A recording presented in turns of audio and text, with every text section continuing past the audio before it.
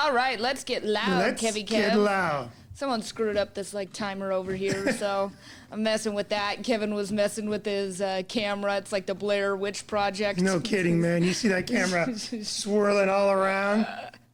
So, I mean, what can you do? We got to get into it right away by the fact that obviously a huge week for both of our teams. We're talking about different levels, obviously, but the Canes making it to the national championship. You're wearing your Canes gear, the U. Unofficial Canes gear, but nonetheless, it's cool. Where did you get that from? Cousin's friend, it's an artist in Miami, wanted to make something, and it's the unauthorized ibis representing the 305. Got the little Miami hat on. Yep, everybody expects Miami to lose to Indiana. I don't think it's going to be a blowout. But, you know, Indiana is a good team. I'm not going to diss them by any means. But it will be an interesting matchup. Obviously, that's happening on Monday, I think 4:30 our time. Yes.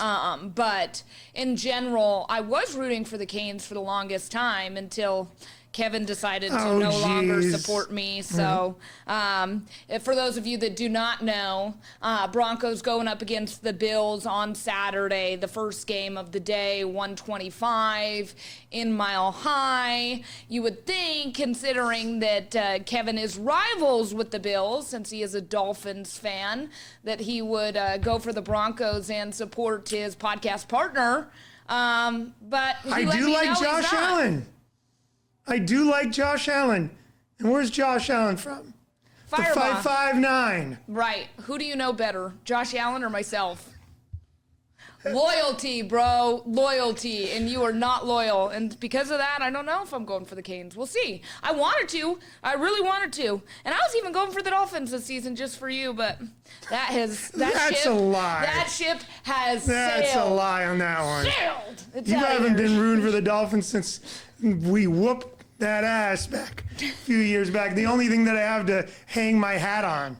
No, that's not true. 170-point victory. I took Tyreek Hill 1 year in fantasy. Well, yeah, because you're not dumb. He scores a lot of points when he's in the lineup and not having his house burnt down or getting arrested or whatever. Some major shakeups in the NFL. We had Tomlin, who stepped down. I thought that was kind of interesting. Crazy. Instead of being fired, decided to leave on his own terms. I guess maybe he felt like it was coming, or maybe the franchise said, hey, we might be going in a different direction and gave him the decision to do that. I don't know. 3 coaches over like the past 50-plus years. Yeah. For the Steelers. It's crazy. That's crazy. Well, and I think he's hung on for so long because really they've never had a losing season. Yeah, it's like they just do well enough, but they don't really get it done too much, except for that year that they did play the Packers, which is pretty interesting that both Aaron Rodgers and Tomlin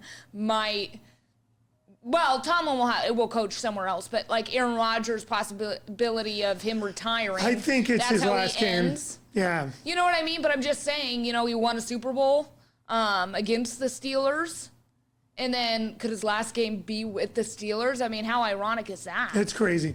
It is. And then Eagles firing their offensive coordinator. Why wouldn't you? That was an abysmal.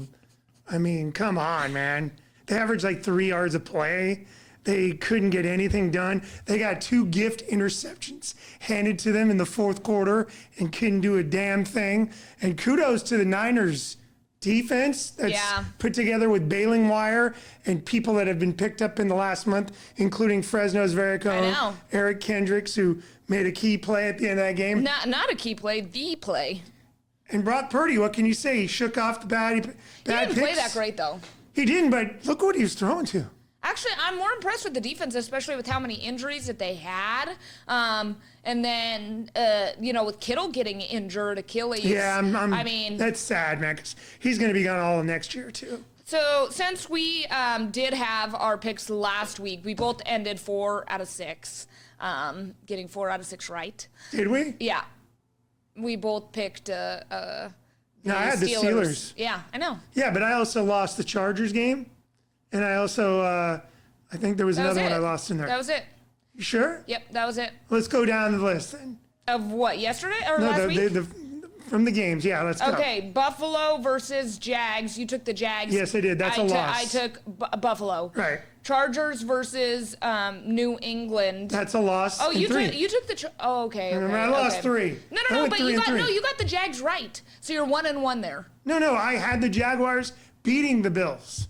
Oh, you did? Yeah, didn't I? No, you did. You didn't. No, you. I don't think you did. We might have to go replay that.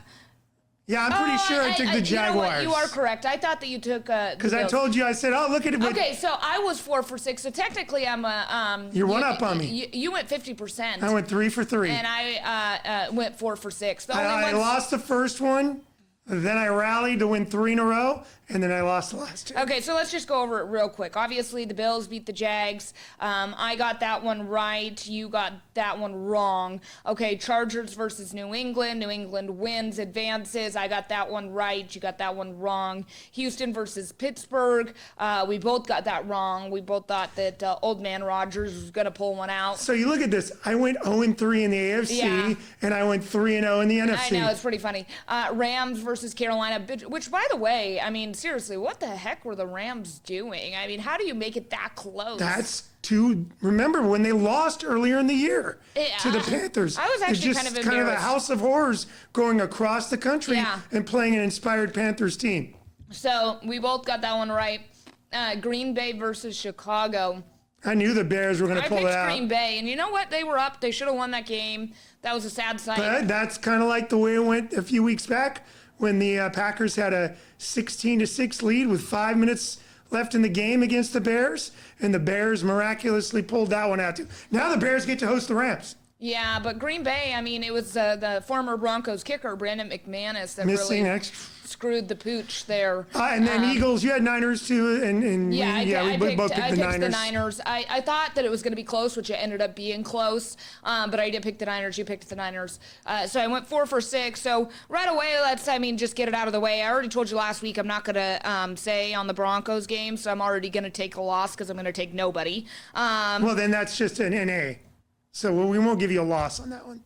You won't? I was just automatically going to take a loss. No, we'll just give you only pick 3 games. I have a very big superstition about betting on my team, predicting my team, all that kind of stuff. No, I feel you. That's the way I'm feeling for the national championship. I can give you an opinion, but I'm not going to come out and say what's going to happen. Yeah, okay. Right, so other games. Bills at Broncos. You want me to say? I already know who you're going to say. I'm going with the Bills in an upset. Close game, though. Okay. 49ers in Seattle. Seattle.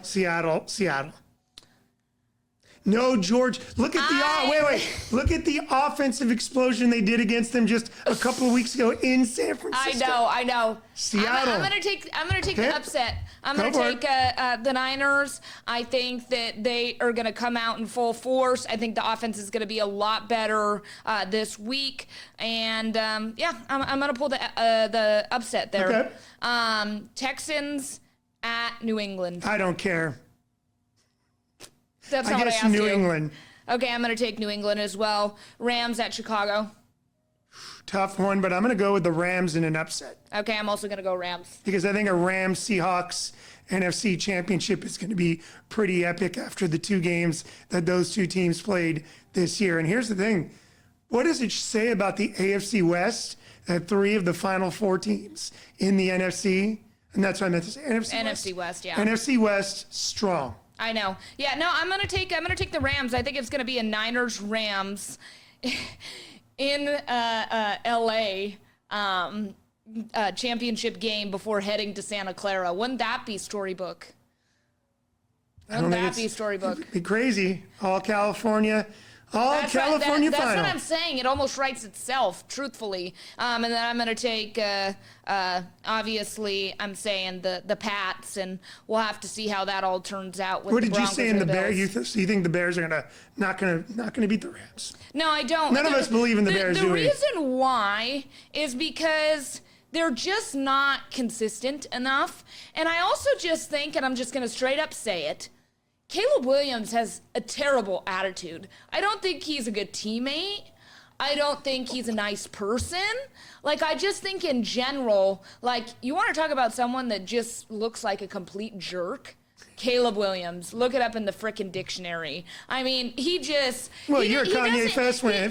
You know what? You would know jerks right off the bat. You know what? I think he's the kind of person that doesn't even celebrate with his team. Like, I'm not a Caleb Williams fan, so... So you didn't see the post-game thing in the locker room? I did see it, but I think, okay, so...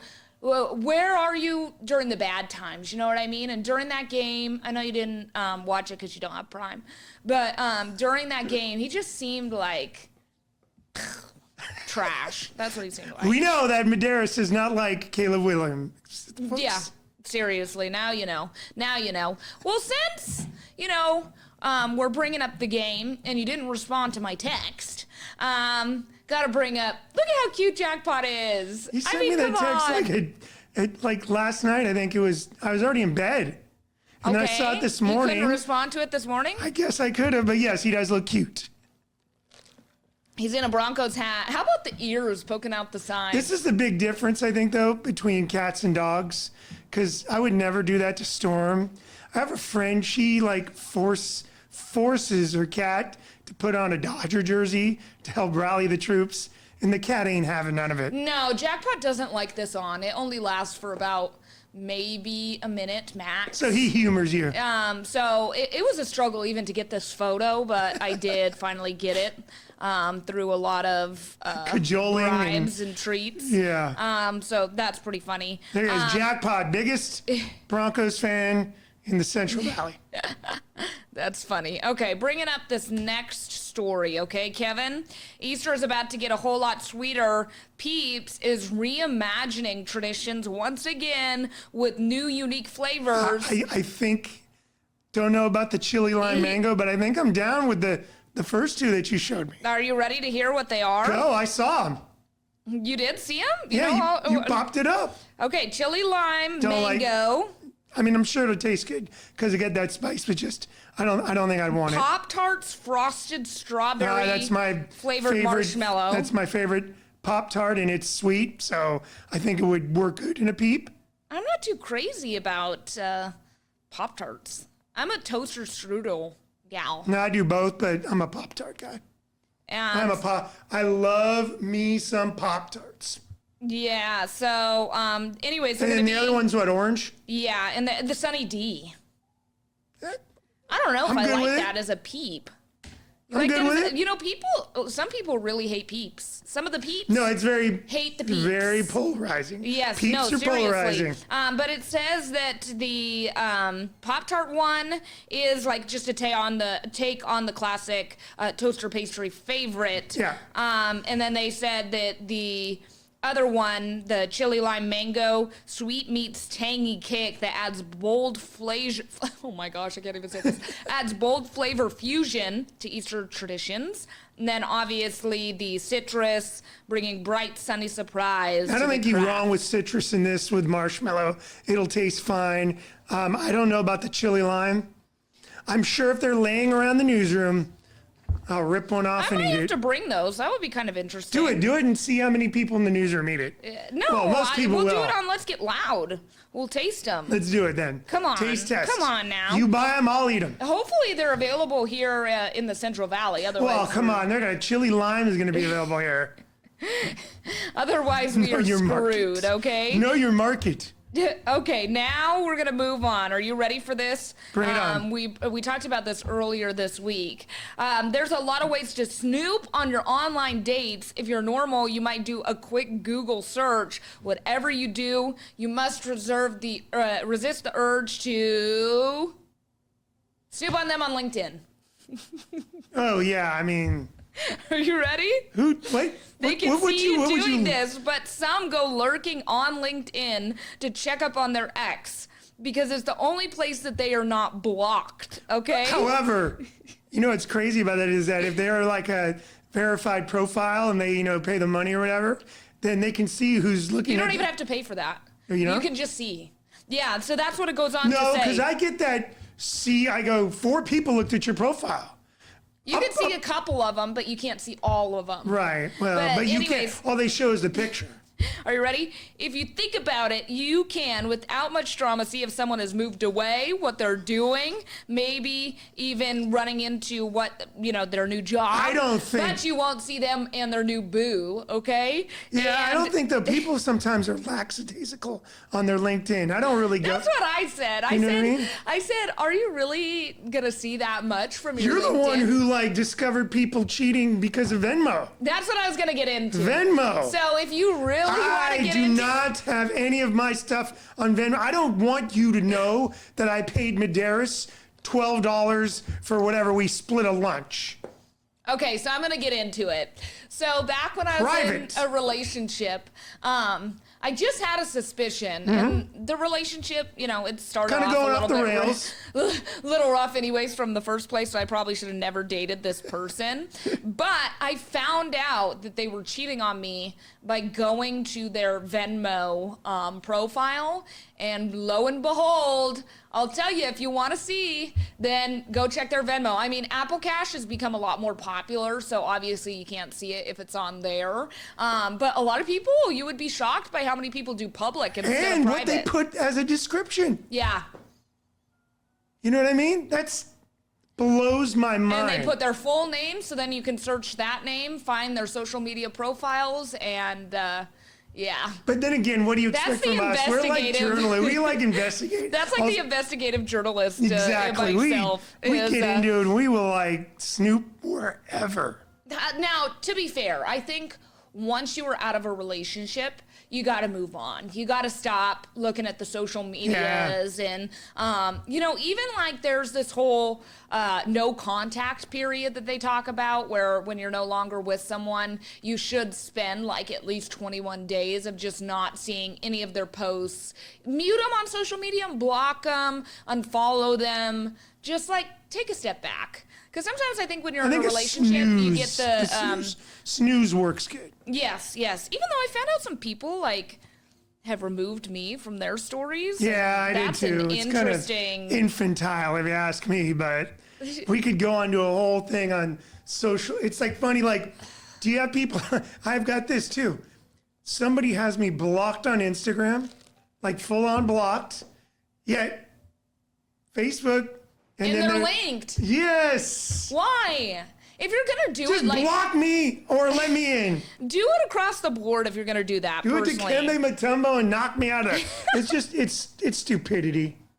It is very stupid in my opinion. Infantile, childish. Also, it's like junior high school all over again. We're so public profiles that I don't really block someone unless they really do something bad, but it's my opinion. Well, I'm private on Facebook. My Instagram's public. Yeah. I have a personal Facebook and a professional Facebook. So, but we are going to take a break. When we come back, we are going to talk about the city of Fresno potentially bringing soccer. So that would be big, professional soccer. And then we will get into some stuff with music. And, we got to add a little Portuguese flair. So a priest that is shaking it up.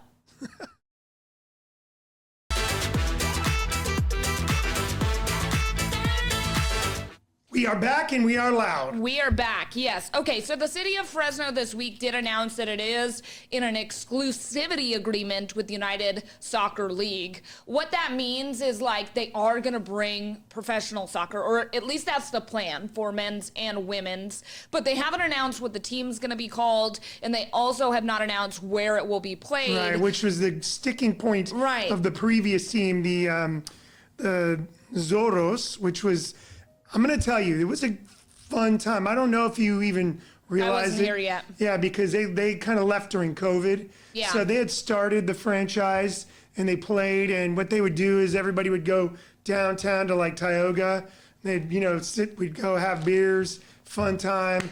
And then everybody would march over with flags and drums and go into the stadium. Stadium's probably that baseball stadium, probably not the best place to see a soccer game. Yeah. Because it's a baseball stadium. Yeah. But the vibe was good. Folks were into it. But that owner had some sort of clause that if they weren't going to get him a stadium after a certain amount of time, he could get out. And he got out and he went to Monterey. So he used Fresno for a couple years. And under the cover of COVID, snuck out of town. And then I think they did pretty good over on the coast. Yeah, they've been doing good in Monterey. So you can't fault somebody, but they were talking about maybe putting a soccer stadium in the parking lot at Selland Arena, all sorts of different things. You would want to hopefully keep the soccer stadium somewhere close to downtown so you could get that brewery district vibe. That's what they were talking about yesterday. I think the trouble is you got to do it right. You know, when you're going to do it, you got to do it right. You can't stick them in a baseball stadium. Yeah. There is obviously a demographic here in Fresno that's going to want to go to soccer. And some real talent. I mean, you're talking about the Valley FC. I mean, they weren't like a pro team, but they were amateur, and they were one of the best teams. I mean, they went on to compete and that kind of stuff. Obviously, the Fuego really struggled, and there were a number of issues of that, considering their finances, the head coach stuff, all of that jazz. But they said the point of this is to have a stadium built 5,000 capacity, and then could future expand it and allow for entertainment and that kind of stuff. I think it would do well. Again, it's just like finding the right investor and someone that already has money isn't banking on money right away. But is the city going to be involved in the stadium build? They're going to be involved in it, but I don't think it's. They said it's going to be a combination between private investment and public. So because Chuck Chansey's all from it's the city of Fresno deal, and they're finally getting around to trying to utilize it, but they've had real issues. They haven't you can do concerts there. Obviously, you're not going to do a concert there in July, but then now you're going to be competing with Fresno State. I think is going to be trying to do concerts at Bulldog Stadium, but the benefit of Chuck Chansey is it is a smaller venue. Now for soccer, if you were to build a 5,000 seat arena, that would be a great outdoor venue for concerts if it's set up correctly. Yeah, I think that's the right amount for soccer. They don't need anything bigger. Speaking about Chuck Chansey in concerts. Oh, yeah. Ooh. Tequila Fest is bringing in Nelly. Let's go. Band-Aid boy. You like that? Band-Aid on the cheek. I swear to God, that's like, I hope he shows up to Fresno with a Band-Aid on his face. If he does that, that would break the internet. You were like 2 when Nelly came out. No, I was not 2. When he first got big, was 2000, Medeiros. I was 4. Okay, excuse me. Big difference. Correct it. No, I was a big Nelly fan. Him and Kelly Rowland. No matter what I do, all I think about is you. Nelly's got that hit song with Tim McGraw. I don't like his country music as much, I know you to be don't. Honest. I don't think it's as good, and I think he needs to stick to the classics. Well, I'm talking about before he went over to the country grammar. But when he did a duet with Tim McGraw, was before he jumped into the country genre. I just think he needs to on the country. He's the same lunatic. The only country I want to see from Nelly is country grammar. Okay, it's going down, baby. It's getting hot in here. He had some bangers. At the turn of the century. So it'll be interesting. We want to give our predictions at all on who we think he's going to bring. Is he going to bring Ashanti? I mean, it's his wife. Maybe. Ashanti and Nelly on the stage? That would be legendary. Maybe Ja Rule? I don't like Ja Rule. Why? I do not like Ja Rule. Okay. I don't like Ja Rule. What about Trey Songz? These names, You don't know Trey Songz? Not familiar with him, no. And Jamie Foxx, that would be good. Blame it on the booze, got you feeling loose. Blame it on Jamie Foxx would have to do a comedy set. I'd love to see that. Ashanti, that's funny where I remember Ashanti from. The Voice. I believe she was. No, you know what's so sad? One of these Gen Zers didn't know who Ashanti was. And I was actually kind of upset. Well, you could get a Gen Xer, I just do know who she is, but I'm sure a lot of Gen Xers don't know who she is. And then, she also didn't know who Aaliyah was. Yeah, I kind of get that one. What? She's been dead for a long time. What is this? No, this is terrible. This is awful. You're starting to sound like me when I talk about groups from the 80s, because I told somebody that we work with that I went to go see Duran Duran last week, and they're like, don't know him. I'm getting like upset. Do you know who Duran Duran is? Yes, but is that going to make me like... Duran Duran's had more #1 hits than Aaliyah. Okay, but I'm just saying, is that going to mean that I'm old? Yes. Now I'm saying people? Yes. And welcome to Gen X, baby. And Gen Z doesn't know who they are?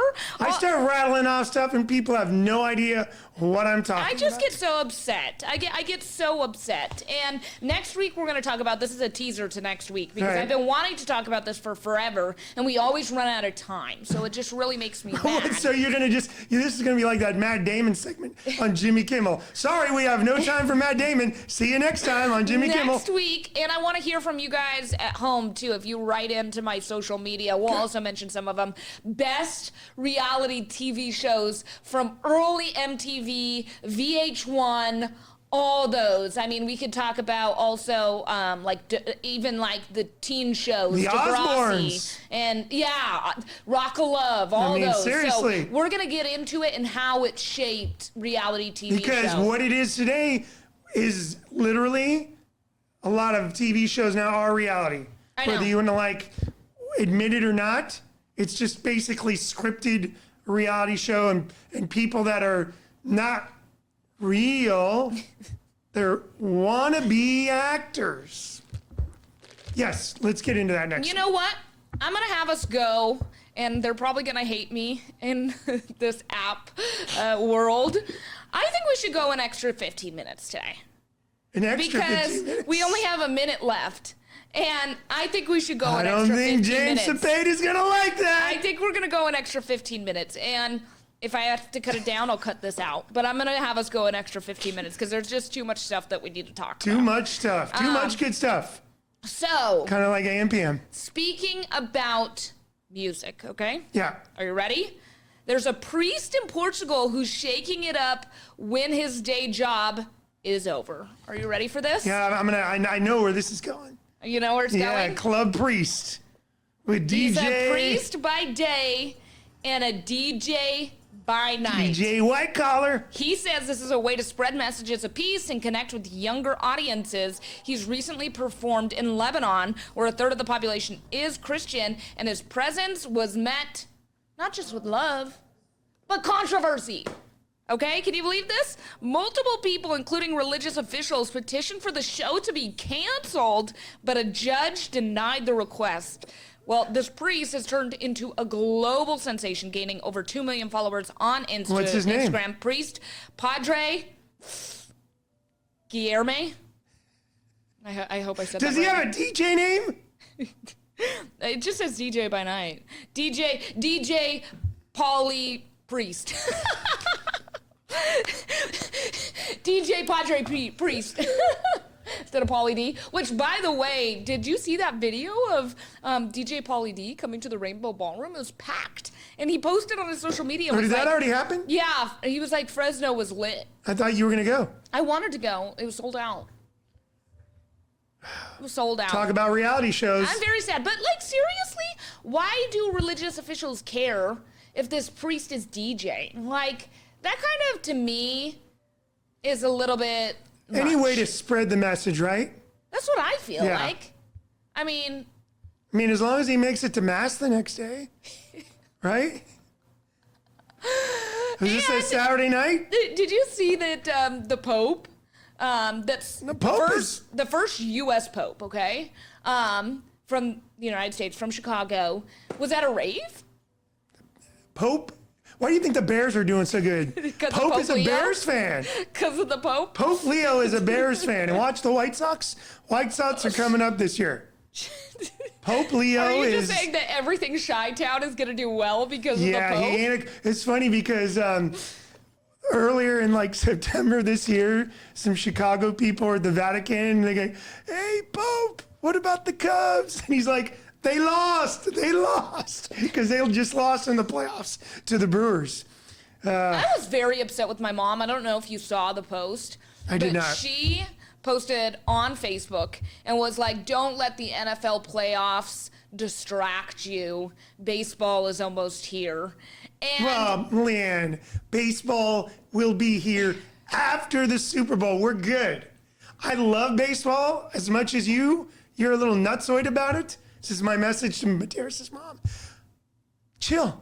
We got plenty of time. Pitchers and catchers report like February 11th, 12th. That's like I count them, 4 days after the Super Bowl. No, I think that's what my mom said. She was like, don't let the playoffs in the NFL distract you. Pitchers No, they and are catchers distracting me. report in a month. But they're distracting me because I don't have to worry about baseball until the baseball. I mean, I guess when you've won back-to-back championships, you're a little happy and basking in the glow, and you're not anxious to have baseball start up.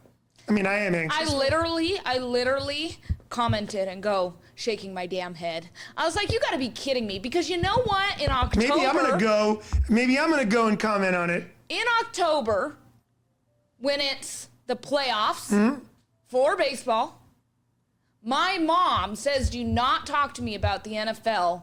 It is. No wonder she finishes dead last in our fantasy league, because she doesn't care. She doesn't know what the hell she's doing, putting in her lineups until after October. And by then, Leanne, you're already like 1-5.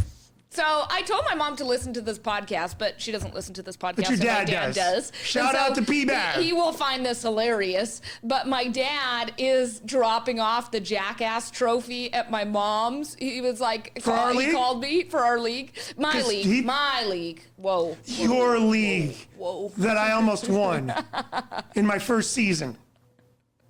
And the Mahan family placed very well. Both playoff squads. Anyways, the last place team does get a Jackass trophy. It is like a man that's all disheveled on a toilet with a broken trophy. And so anyways, my dad had gotten it last year. I guess the Bab genes and then the Whitworth genes not doing so hot. So he's dropping it off at my because you were a non-qualifier for the playoffs too, weren't you? Yeah, let's not talk about it. She doesn't want you to bring it up. My brother made it, and then he was thinking that he was going to go all the way, and then he only made it to the semis. So who did he lose to? He lost to my cousin. Same cousin that beat me? Yeah. Mr. 14-1. Yeah, I know he did so good. But, I think it's time. It's time for us to get in to the music. I told you I wanted to go quick through this because this is good. Hot 100. Biggest hit for Taylor Swift in her career, 10 weeks at #1. This Ella Langley song, which is interesting, I read there have only been 12 top 10 hits. Ella Langley. I still don't know this song. Listen, there's only been 12 top 10 hits by female country artists on the Hot 100 since 2000. Really? Yeah. It's That's crazy. kind of shocking because I feel crazy. like For country female. music is huge. Yeah. Are they counting Beyonce in that?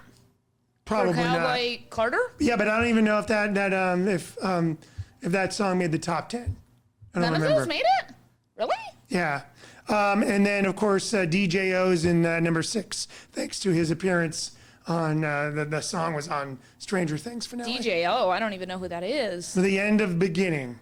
Okay, that song so got a boost from Stranger Things. 1, Fate of Ophelia, back at the top. 2, Ordinary. 3, Golden. 4, Man I Need. 5, Choosing Texas.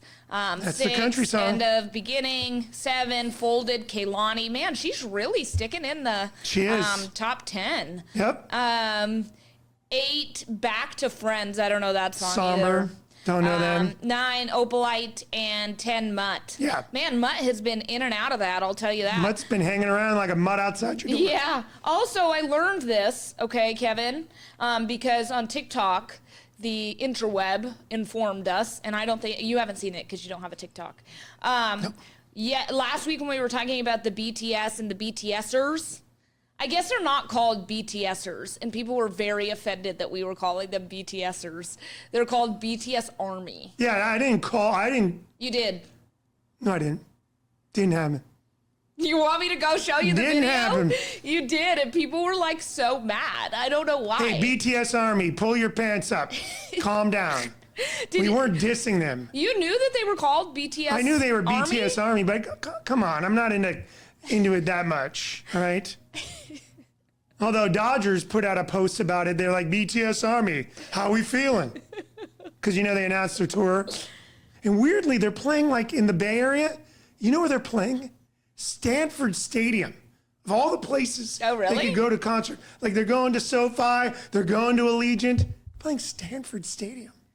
Also, did you see Jocelyn, who used to work at our station, was talking about all the stuff that's happening For the Super Bowl? Yeah, that's kind of cool. Yeah. So because obviously, you know, there's only so much that can be done on Super Bowl day, over in San Jose, I believe it's San Jose, they're doing like a week-long lead up to the Super Bowl. And I think it's to try to compete with like Vegas and stuff, because obviously, you know, there's so much to do in Vegas last year for the Super Bowl. The thing is that, you know, and they're probably going to do it the same way they did last time.